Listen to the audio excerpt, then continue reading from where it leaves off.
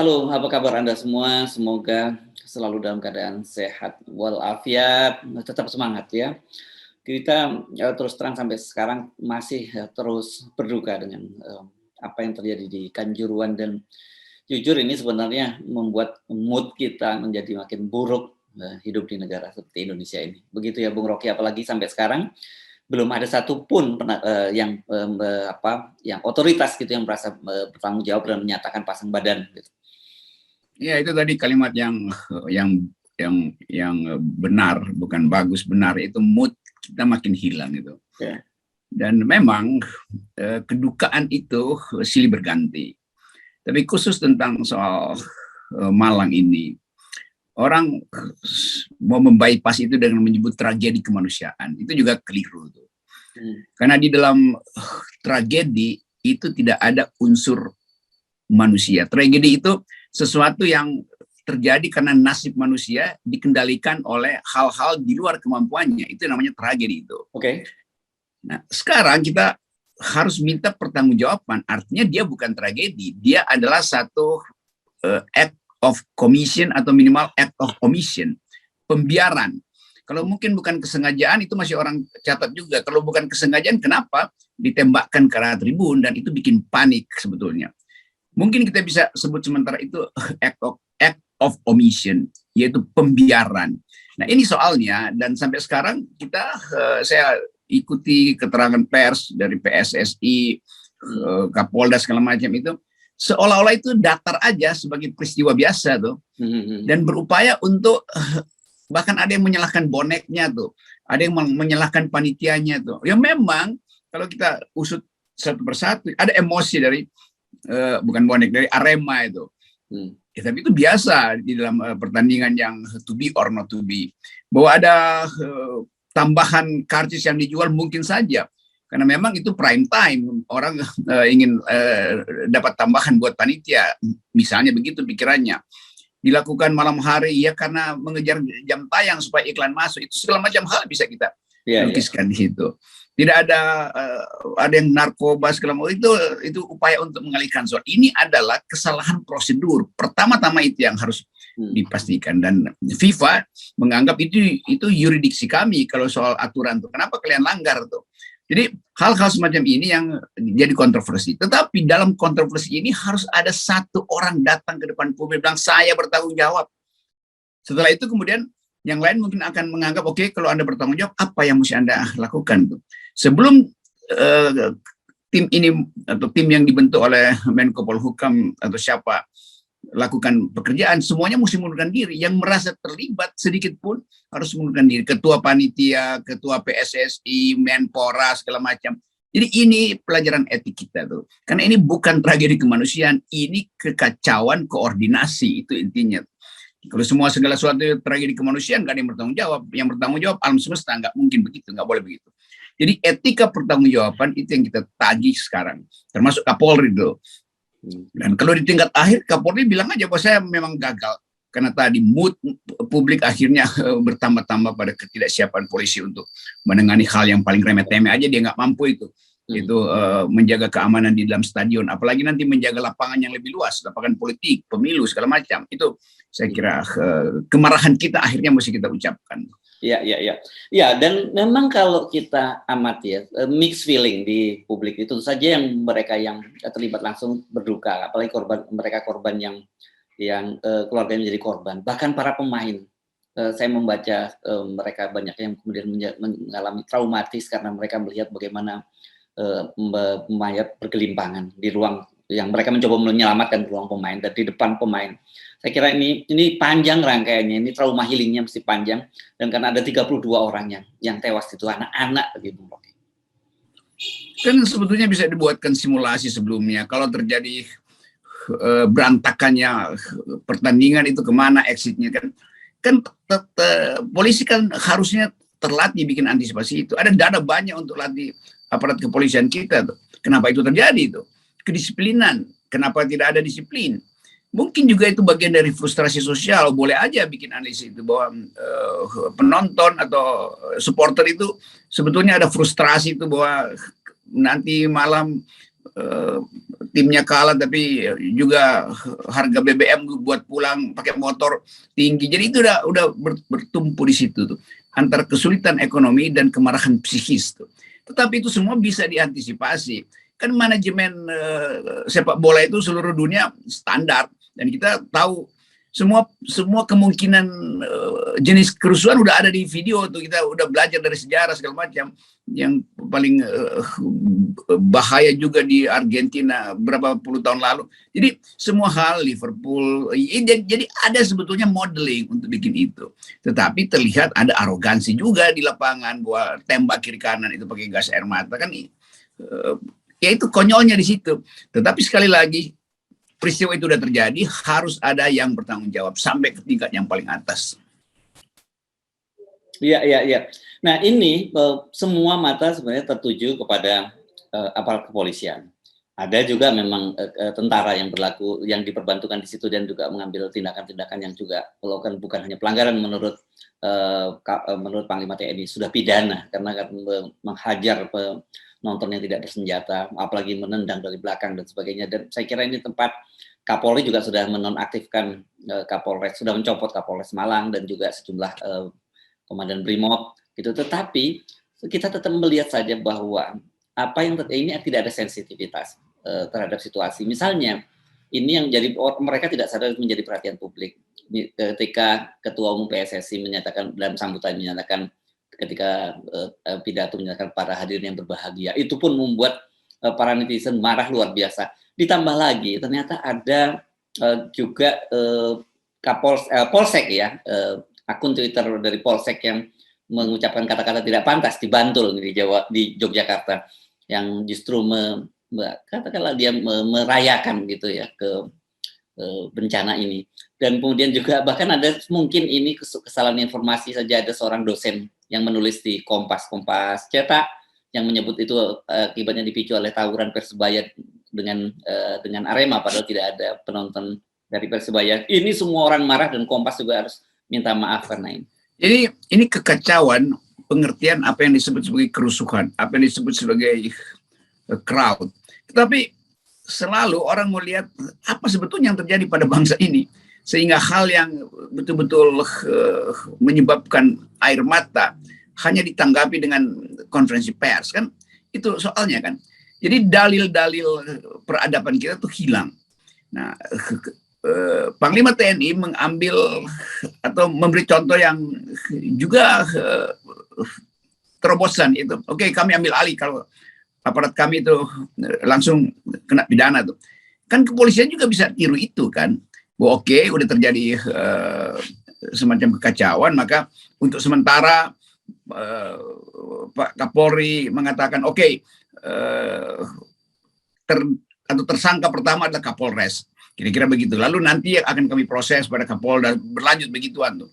Karena kalau orang sekedar lihat kalau itu sekedar Kapolres itu ya apa punya, emang ini hal yang kecelakaan beruntun aja tuh. Jadi sebetulnya masyarakat kita, kalau kita baca reaksi netizen itu, netizen betul-betul paham apa yang disebut keadilan, apa yang disebut kejujuran informasi itu. Karena itu mereka marah, bahkan statement kecil netizen marah. Jadi ada stok etika sebetulnya pada rakyat kita tuh yang baru bisa dimunculkan ketika ada peristiwa yang dramatis semacam ini. Jadi bagian-bagian ini kita ucapkan terima kasih karena netizen peka sekali dengan ketidakadilan dan ketidakjujuran. Dan itu juga sebetulnya energi bagi kita untuk lakukan perubahan total dalam cara kita bernegara. Iya. Saya kira Kapolda layak ya dicopot karena desakannya sangat kuat, apalagi pada statement pertamanya dia dengan tegas menyatakan bahwa penggunaan gas air mata itu sesuai dengan SOP. Bayangkan ada seorang Kapolda yang tidak memahami bahwa itu ada statuta FIFA dalam hal semacam ini. Ya itu aja, kalimat itu aja udah menunjukkan itu kalimat apologetik gitu, atau kalimat defensif bahkan tuh. Seolah-olah ya udah itu prosedurnya betul tuh. Jadi fakta-fakta ini menunjukkan bahwa disiplin etik yang harusnya dipegang oleh polisi itu nggak ada tuh. Nah seharusnya ketika terjadi peristiwa itu prima facie si Kapolda bilang itu apapun saya bertanggung jawab. Maka saya mengundurkan diri. Bahwa soal itu prosedur boleh nggak boleh itu soal, karena ini ada jumlah yang fantastis dalam kasus sejarah persepak bolaan atau sejarah olahraga dunia. Ya, ya. Oke. Nah, satu hal sebenarnya kemudian kita mendapati, saya membaca juga ini menarik bagaimana komentar-komentar netizen, tapi ada juga saya tertarik dengan apa yang dilakukan oleh komika Abdurrahman Abdurrahman ya, saya lupa namanya, itu yang anak Malang juga kebetulan dia sekolahnya di Malang, yang dia menyimpulkan bahwa kenapa ini semua terjadi ya karena bangsa ini dipimpin oleh orang yang bodoh. Itu jadi saya teringat seperti yang apa yang disampaikan oleh Bjorka juga, kita harus halangi orang-orang yang bodoh itu memegang pucuk pemerintahan gitu, dan memang dampaknya ya seperti ini. Ya, tentu saja ini tidak semata-mata Pak Jokowi, tapi sampai semua level terjadi semacam kebodohan itu. Ya itu wisdom yang bisa ditangkap oleh seorang komikus, oleh seorang komika tuh. Dan fasilitas yang disediakan negara untuk menghasilkan pemimpin yang cerdas memang nggak berjalan dari atas sampai ke pimpinan-pimpinan yang harusnya mengawasi potensi ketegangan sosial, kekacauan semacam ini kan semua adalah kesalahan komandan, kira-kira begitu. Harus kita terjemahkan tuh. Komandan tertinggi ya presiden, komandan di wilayah keamanan ya Kapolri, demikian seterusnya tuh. Jadi betul komikus itu mengatakan bahwa kita memang ada di dalam suasana seolah-olah kepemimpinan di wilayah publik itu kekurangan pengetahuan itu. Jadi hal-hal yang sepele tadi soal aturan FIFA, ya udah bilang aja memang kami salah, tapi jangan wah itu dimungkinkan segala macam tuh. Dan nanti ada debat ini juga lapangan terbuka kan, enggak, lapangan bola itu lapangan tertutup karena dikelilingi oleh tembok itu. Lapangannya terbuka tapi di dalamnya dia jadi enclave. Jadi cara ngeyelnya itu memang bodoh, itu masalahnya. Jadi si komika itu betul dia nangkap dengan baik suasana kepemimpinan kita atau kondisi kepemimpinan bangsa ini. Ya, dari sementara ini kan menurut saya nggak perlu terjadi. Ini para supporter sampai kemudian memberikan semacam ultimatum kepada pemerintah. Kalau ya, itu 7 hari tidak ada yang bertanggung jawab, tidak ada yang dipersalahkan bertanggung jawab, mereka akan cari sendiri karena mereka merasa bahwa mereka punya rekaman video, mereka tentu juga melihat CCTV ada di situ, saksi-saksi mata mereka banyak, bahkan mereka bisa bercerita bagaimana ada satu pintu yang ditutup rapat dan itu kemudian jadi semacam kuburan massal karena orang berdesak-desakan di situ. Ya ini suasana balas dendam itu, amarah itu masih ada pada pendukung atau bahkan publik Indonesia marah sebetulnya. Dan keadaan ini yang bisa jadi pemicu kerusuhan yang lebih besar itu. Akan ada demonstrasi mahasiswa, demonstrasi buruh yang tertunda, tapi agendanya tetap ada. Lalu kemarahan ini meledak misalnya karena diambil alih oleh para supporter yang memang tahu siapa-siapa pelaku itu. Walaupun mungkin si pelaku itu merasa kami cuma aparat itu. Tetapi keadaan ini kan membutuhkan outlet, membutuhkan saluran kemarahan itu tuh. Jadi jangan sampai terjadi ada penghakiman jalanan lagi tuh. Ini penting, kenapa ini kondisi ini mesti dinyatakan sebagai kedaruratan sebetulnya tuh.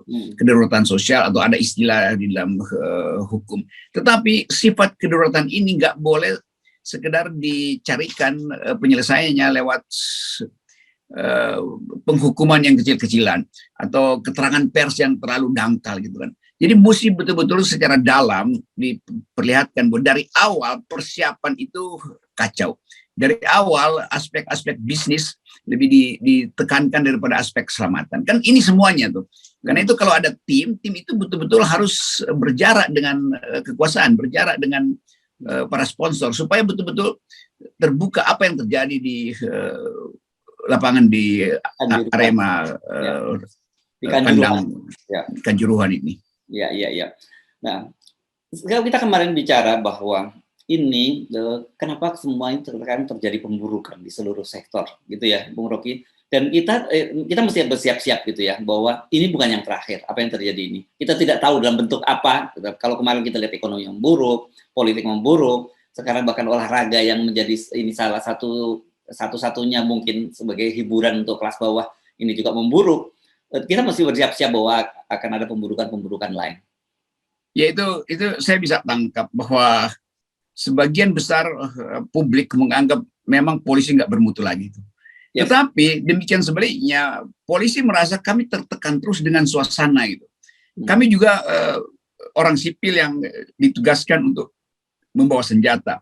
Keadaan ekonomi buruk, psikologi prajurit terlihat tertekan itu karena soal psikososial yang disebabkan oleh kesulitan ekonomi. Jadi nanti akan ada salah menyalahkan itu. Nah ini bahayanya kalau akhirnya aparat kepolisian merasa jatuh mentalnya. Lalu menganggap ya kalau begitu udah deh silakan kalian suka-suka tuh. Padahal tetap kita butuh satu institusi kepolisian yang di tengah keadaan yang berbahaya ini tampil ya tunjukkan bahwa kami tetap bersama dengan rakyat, kami tahu penderitaan itu, kami ingin perbaiki. Kalau itu nggak ada lagi, maka lenyaplah yang disebut pembusukan institusi kepolisian. Ini hal yang mendasar dan saya kira Pak Kapolri harus bikin semacam ya saya nggak tahu menyebut apa, tapi satu keputusan radikal untuk mengatakan bahwa saya masih akan memimpin dan saya akan pimpin itu dengan cara yang sangat cepat. Itu yang ditunggu. Kendati orang juga menganggap ya sebaiknya Kapolri sekaligus tinggalkan jabatan aja tuh, kembalikan mandat itu pada Pak Presiden. Nah kalau itu terjadi juga akan ada peristiwa lain, yaitu persaingan di dalam para bintang ini untuk jadi Kapolri. Padahal masih ada kasus Sambo yang juga bagian dari kesulitan untuk menentukan pemimpin Polri selanjutnya. Jadi betul tadi kompleksitas ini seolah-olah dicurahkan dari langit supaya kita belajar sebagai bangsa bahwa problem kita banyak betul, bukan sekedar deklarasi-deklarasian capres. Ya. Nah, tapi begini, saya membayangkan, katakanlah Pak Kapolri juga sekarang ini memutuskan mundur karena merasa banyak sekali persoalan yang dia tidak bisa tangani secara tuntas gitu. Tapi sebenarnya persoalannya intinya itu pada internal, pada lembaga institusi kepolisian itu sendiri. Saya teringat berkali-kali juga banyak yang menyatakan bahwa polisi kita itu memang sudah overloaded. Tugasnya banyak sekali, ini ngamankan sepak bola, urusan administrasi, sampai lalu lintas, mulai SIM, STNK, kemudian lalu lintas, narkoba, macam-macam semua diurus di kepolisian gitu. Dan akhirnya tuh tugas pokok utama dia sebagai pelindung dan pengayom masyarakat itu jadi terabaikan. Belum lagi tugas politik ya, Bung Rogi ya, belum lagi tugas-tugas politik yang juga harus kita. Ya itu yang mau terangkan tadi bahwa ada penugasan politik dan itu bikin frustrasi sebetulnya. Ya. Jadi ambang frustrasi atau ambang sebut aja ambang kemarahan publik juga jatuh bersamaan dengan ambang frustrasi di dalam lembaga kepolisian sendiri. Kan banyak juga teman-teman polisi yang dari agak berjarak melihat ini bagaimana ya institusi yang saya bayangkan kok jadi rapuh sekali kan. Jadi itu poinnya tuh. Tetapi kalau kita mau katakan oke, ini semacam penanda bahwa diperlukan reformasi total. Nah kalau istilah reformasi total diajukan itu betul-betul maksudnya total. Kita mungkin berpikir bahwa yaitu beban hierarki polisi itu terlalu besar itu dari Kapolri sampai ke Kapolres. Kenapa polisi nggak dikembalikan aja ke kabupaten di bawah bupati sehingga lebih enteng bebannya? Tapi kemudian orang akan menganggap wah itu berat betul tuh karena mesti bongkar segala hal. Ya memang itu konsekuensinya tuh mengubah sistem kepolisian itu. Yang lebih penting adalah memastikan bahwa polisi itu diasuh oleh masyarakat sipil. Jadi misalnya pengangkatan Kapolri itu nggak perlu presiden, masyarakat sipil aja bersepakat. Kami mau si polisi ini. Jadi bukan fasilitas politik yang menentukan seorang jadi Kapolri dan dilambangkan bahwa kepolisian itu di bawah presiden. Enggak. Polisi itu adalah hasil transaksi masyarakat sipil untuk meminta negara mengamankan atau memberi rasa aman. Itu poinnya. Jadi yang berkepentingan adalah masyarakat sipil, bukan masyarakat politik. Itu yang saya anggap bahwa paradigma pengasuhan polisi itu kembalikan pada masyarakat sipil. Biarkan masyarakat sipil nentuin siapa Kapolres, kira-kira begitu gampangnya tuh. Ya. Jadi semua hal yang terjadi ini ya, sebenarnya seperti Anda tadi menyampaikan seolah-olah beban itu dicurahkan dari langit. Padahal sebenarnya beban itu kita sendiri yang menciptakan. Sistem politik kita akhirnya menjadikan kita sebagai bangsa menjadi seperti ini. Ya itu yang kalau kita ingat janji reformasi bahwa kita ingin ada kesetaraan di dalam pergaulan antar warga negara. polisi ada bagian dari warga negara, maka dia mesti setara.